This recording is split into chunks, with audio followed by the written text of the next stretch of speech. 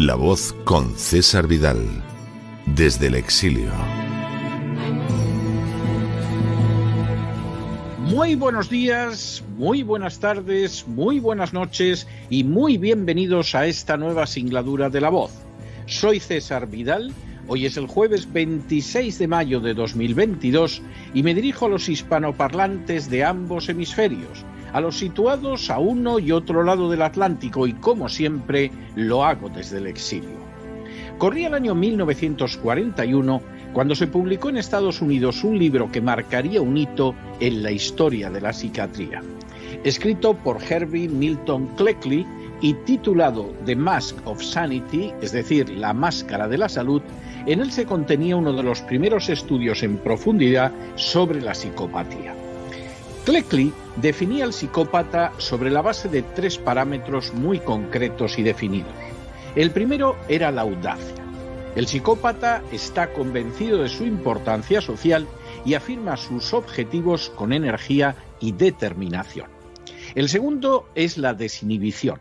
El psicópata no tiene problema alguno a la hora de manifestar sus planes e intenciones, aunque las mismas rezumen maldad, exigiendo además que se cumplan sus ansias. El tercero, especialmente importante, es la ausencia de empatía. Al psicópata no le importa lo más mínimo la manera en que sus actos puedan afectar a la vida de los demás, aunque esa conducta cause un extremo dolor, un profundo sufrimiento e innumerables desgracias. El psicópata piensa en sí y solo en sí en primer y en último lugar, y precisamente por ello constituye uno de los biotipos más peligrosos que puedan existir, porque no habrá nada, absolutamente nada, incluidos el dolor y el sufrimiento de los demás, que lo aparten del camino que se ha trazado para su propia gloria. En las últimas horas hemos tenido nuevas noticias sobre las acciones de George Soros. Sin ánimo de ser exhaustivos, los hechos son los siguientes. Primero, durante el Holocausto, George Soros, a pesar de ser judío, colaboró con los nazis en la deportación de otros judíos hacia las cámaras de gas de Auschwitz. Preguntado en una entrevista posterior sobre este episodio, Soros contestó que había sido una época divertida, que no se sentía en absoluto culpable y que si no lo hubiera hecho él, lo habría hecho cualquier otro. Segundo, durante los años 90, Soros provocó diversas crisis económicas que lo llevaron en el año 1992 a poner de rodillas a la libra esterlina y en 1997 a provocar el hundimiento de las monedas de las naciones de Extremo Oriente, una acción que sumió en la miseria y el desempleo a millones de personas y a la que solo pudo oponerse con éxito la República Popular China. Preguntado en una entrevista si pensaba sobre las consecuencias que sus actos tenían sobre otras personas, Soros respondió tranquilamente que jamás pensaba en las consecuencias que sus actos tendrían sobre los demás. Tercero, hace 2 años, George Soros utilizó distintos medios, incluido el Foro de Davos, para afirmar que la denominada epidemia del coronavirus era la oportunidad de su vida para poder cambiar la sociedad mundial de acuerdo con sus designios.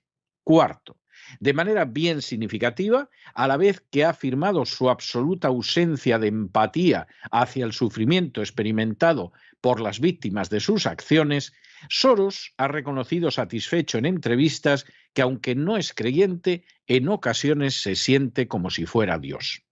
Quinto, la fortuna de George Soros está calculada en 8.300 millones de dólares y hasta la fecha ha donado más de 32.000 millones de dólares a la Open Society Foundation, una red de organizaciones empeñadas en hacer triunfar la agenda globalista, sometiendo a sus deseos a las naciones y organizaciones internacionales.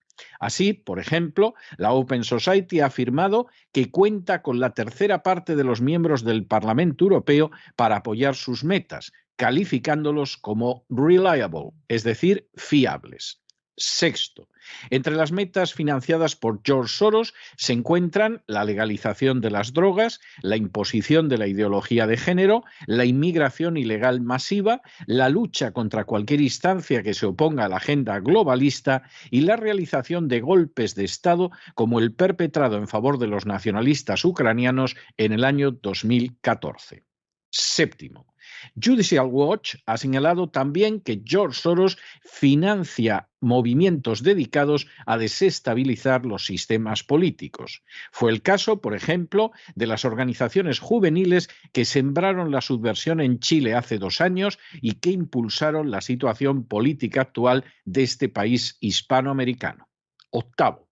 Según la antigua agente del FBI, Leah Fowler, Soros habría tenido un enorme papel a la hora de legitimar a los narcoterroristas y de acabar con la institucionalidad colombiana.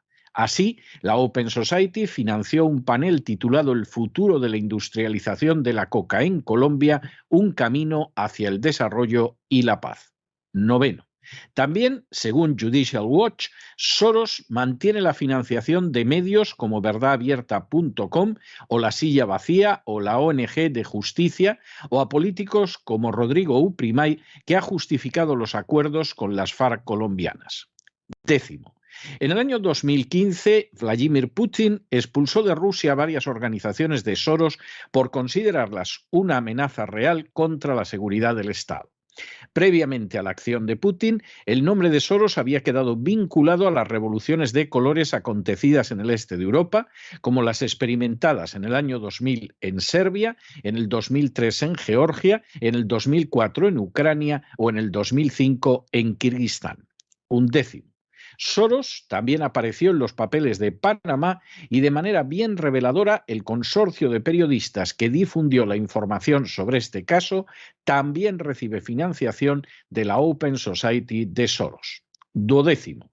Soros está igualmente detrás de la Fundación Ideas para la Paz de Colombia, siendo Sergio Jaramillo uno de los miembros de su junta de supervisión, el estratega de los diálogos entre el gobierno colombiano y los narcoterroristas de las FARC que tuvieron como escenario La Habana. 13. Soros ha apoyado desde hace años a los separatistas catalanes. Así, para captar su respaldo a favor de los golpistas catalanes, Artur Mas contrató a través del Consejo de la Diplomacia Diplocat y la Embajada Catalana en Nueva York al lobby internacional Independent Diplomat, fundado en 2004 por el diplomático británico Ken Ross, pero financiado por la Open Society de Soros. 14. Independent Diplomat es la misma sociedad que ha ayudado a los movimientos separatistas de Sudán del Sur y Kosovo, así como a los terroristas islámicos que intentaron derribar al presidente sirio Bashar al-Assad. 15. De manera semejante, el director de la Open Society de Soros en España es un antiguo director de uno de los organismos de agitación y propaganda del golpismo de Cataluña. 16. Hace unas horas, George Soros pronunció un discurso en el Foro de Davos. En el curso del mismo, Soros afirmó que había que derribar al presidente ruso Putin para salvar la civilización. 17. Igualmente, Soros apoyó a Zelensky, indicando que la guerra en Ucrania podría ser el inicio de una tercera guerra mundial. 18. En un tono nada apesadumbrado, Soros no solo se refirió a esa posible tercera guerra mundial, sino que instó a los presentes a atacar a Rusia y a China al constituir a su juicio una amenaza. 19. Soros señaló igualmente que no podía llegarse a un alto el fuego en Ucrania porque no se podía confiar en Putin. 20. Soros indicó que Xi Jinping no conseguiría un tercer mandato al frente del Partido Comunista Chino y que de conseguirlo se vería debilitado ya que había cometido muchos errores como el tratamiento del coronavirus. Y 21, Soros aprovechó para alabar al primer ministro italiano Mario Draghi, uno de los políticos europeos de carácter más marcadamente globalista.